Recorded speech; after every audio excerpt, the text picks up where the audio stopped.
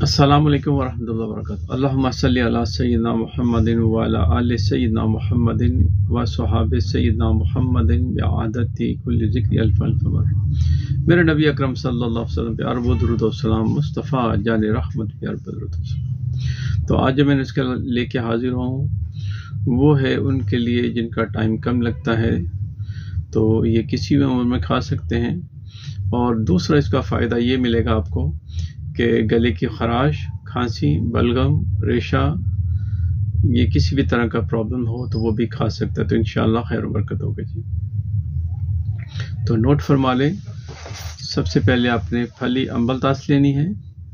फली अम्बलतास पकी हुई स्याह होनी चाहिए और इसको घुन लगा हुआ ना हो। इसका घुन लगने का होता है कि इसमें बिल्कुल सुराख होती है बारीक बारीक से, जैसे सुई के साथ किसी में सुराख कीजिए, इतना सुराख होता है। वो अपने अच्छी तरह देख लेना है।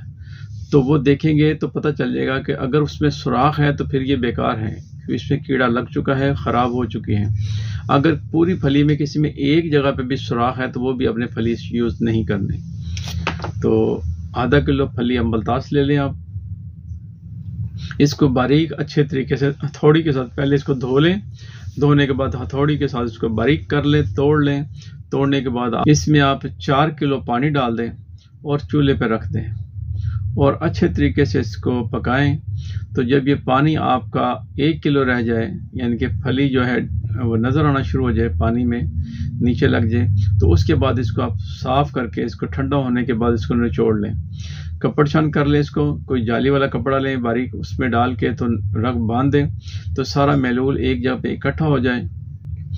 आधा किलो आपने पुराना गुड़ लेना है, वो इसमें डाल दें और 1 तोला फिल दराज लेनी है बारीक पीस के, वो भी इसमें डाल दें और 1 तोला आपने ज़ाफ़रान लेना है, वो भी इसमें मिला लें और इसको 1 तोला अफ़ीम अगर आपको मिल जाए तो वो भी इसमें मिला लें और इसको फिर पकाएं।